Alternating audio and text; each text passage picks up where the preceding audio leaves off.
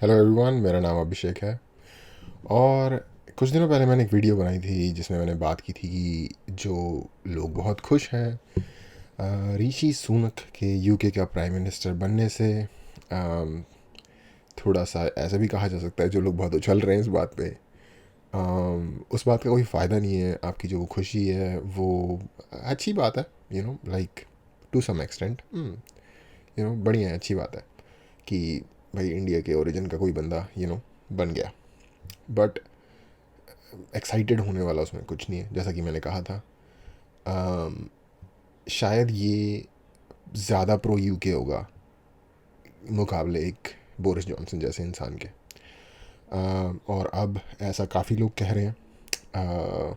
जब मैंने ये कहा था तो वो बना भी नहीं था उस वक्त प्राइम मिनिस्टर। मैंने सिर्फ ये सुना था कि लिज ट्रस ने रिज़ाइन कर दिया और मुझे लग रहा था कि अगर उसने रिज़ाइन कर दिया तो मोस्ट लाइकली यही बनेगा, मुझे उम्मीद थी और ये बन गया।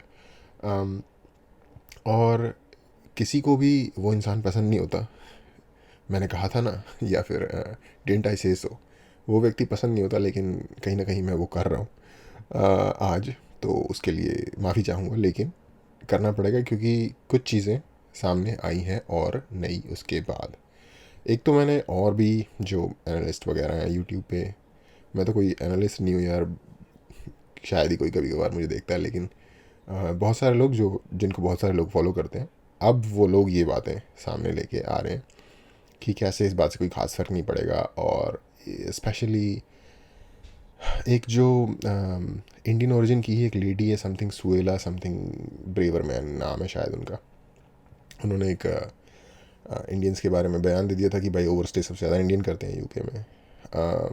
बहुत लोगों को उस पर गुस्सा आया था। मुझे पर्सनली शायद हो सकता है मुझे भी गालियाँ दो ये बात सुन के, मुझे गुस्सा नहीं आया क्योंकि फैक्चुअली वो बात गलत नहीं कर रही।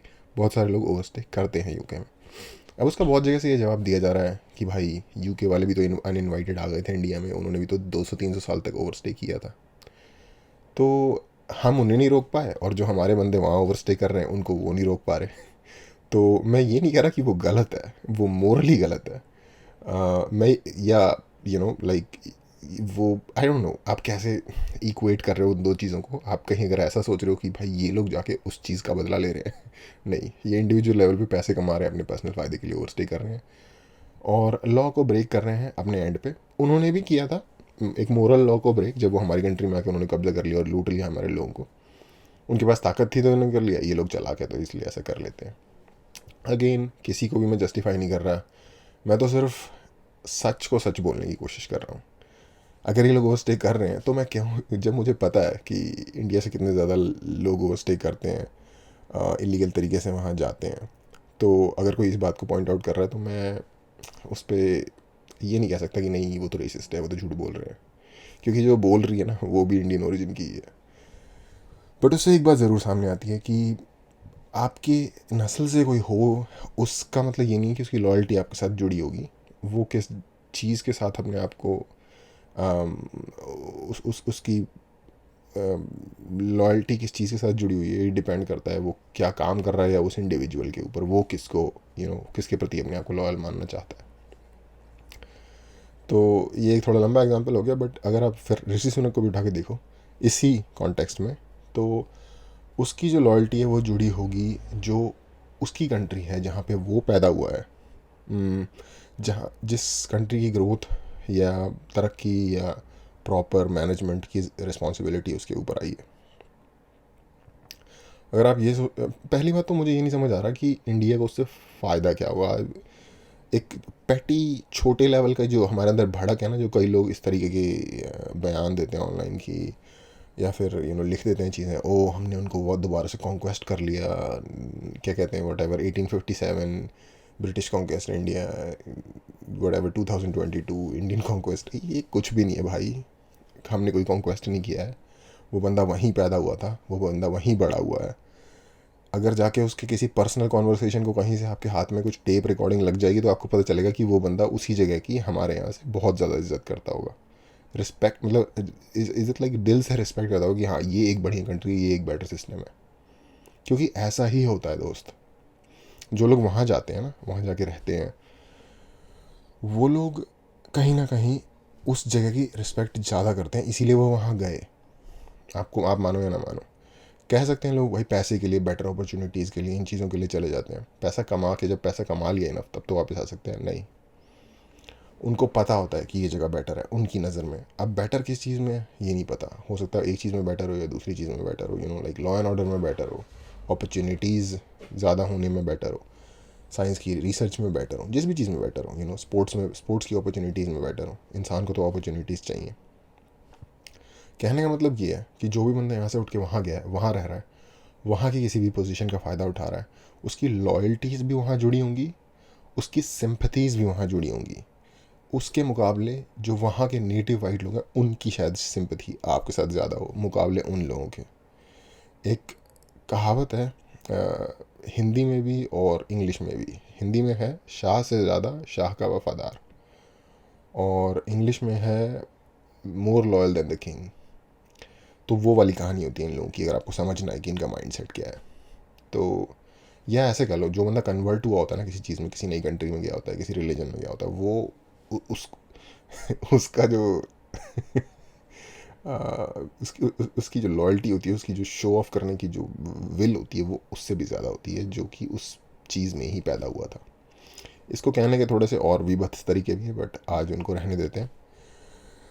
तो मैं अगेन शायद इस ये वीडियो अगर आप एक तत्व निकाल के देखो तो यही हो रहा है कि मैंने कहा था ना ये कर रहा हूँ मैं। लेकिन कहीं ना कहीं एक थोड़ी सी आयरनी, एक थोड़ी सी कॉमेडी निकल के आ गई इस चीज़ से। अगेन वो प्राइम मिनिस्टर बना, इस चीज़ की खुशी मुझे भी है, मैं झूठ नहीं बोलूँगा। मैं ये थोड़ी सी हिपोक्रेसी होगी अगर लाइक, और है कहीं ना कहीं, क्योंकि मुझे खुशी भी है, बट मैं लोगों को कह रहा हूँ कि कोई ज़्यादा भी खुश होने वाली बात नहीं है। बट मुझे भी मुझे उस लेवल की खुशी नहीं है। मैं इसे ऐसे नहीं देख रहा कि हम लोगों ने रिकॉन्क्वेस्ट कर लिया। इसको देखने का ज़्यादा बेटर तरीका मैं आपको बता देता हूँ। इसको देखने का ज़्यादा बेटर तरीका होगा, उन्होंने आपके एक ह्यूमन रिसोर्स को अभी भी अपने लिए यूज़ कर रहे हैं।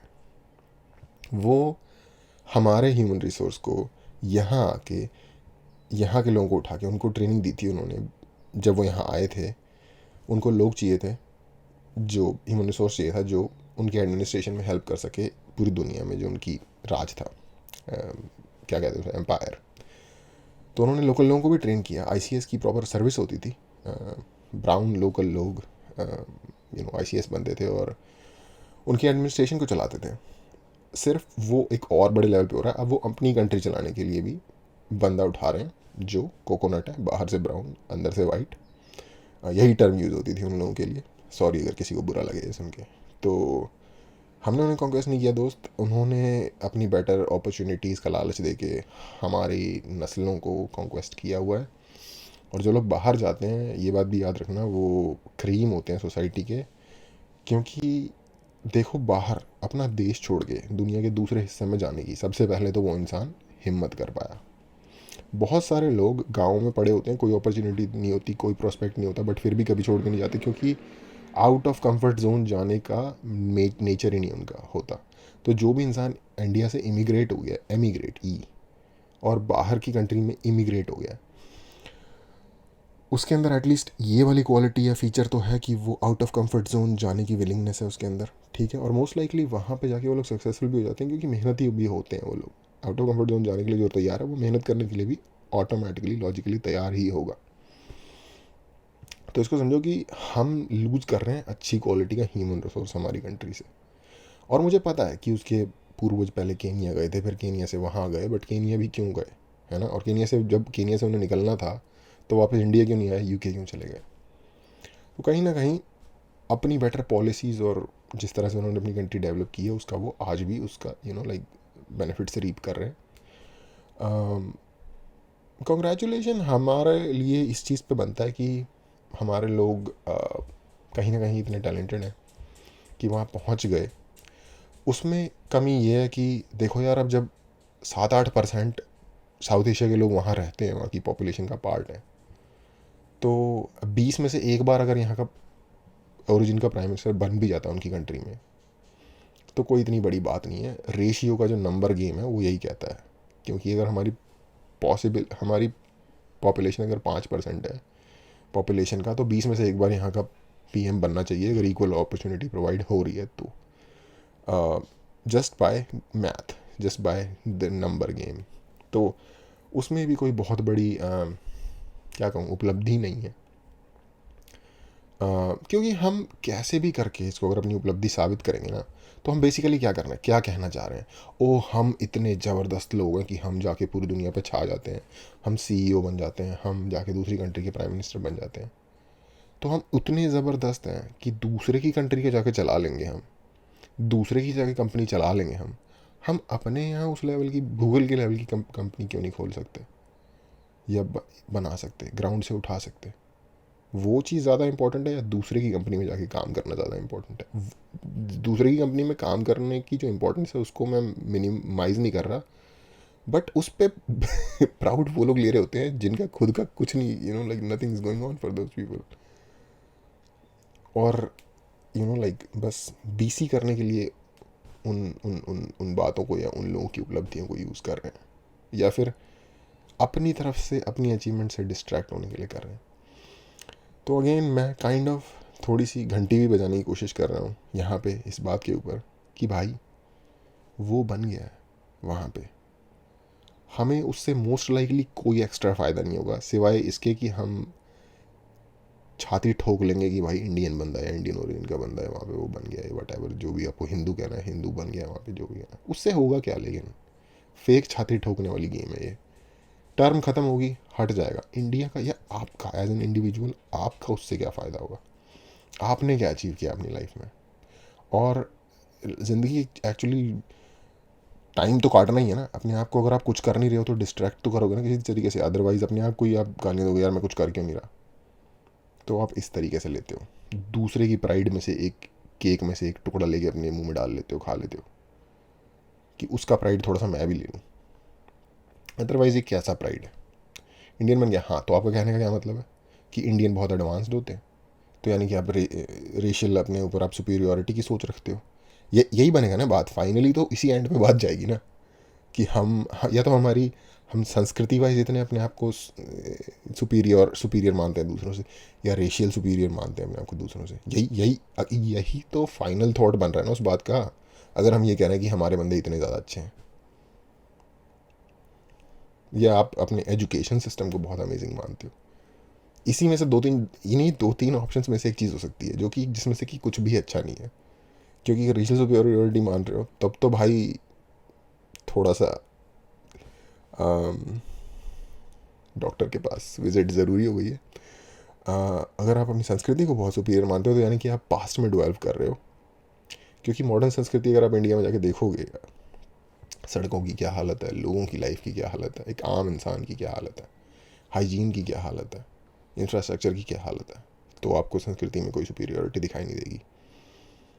एजुकेशन सिस्टम की सुपीरियोरिटी आप मानते हो तो हम खुद ही कहते रहते हैं कि यार हमारा एजुकेशन सिस्टम अच्छा नहीं है, ये नहीं है, वो नहीं है।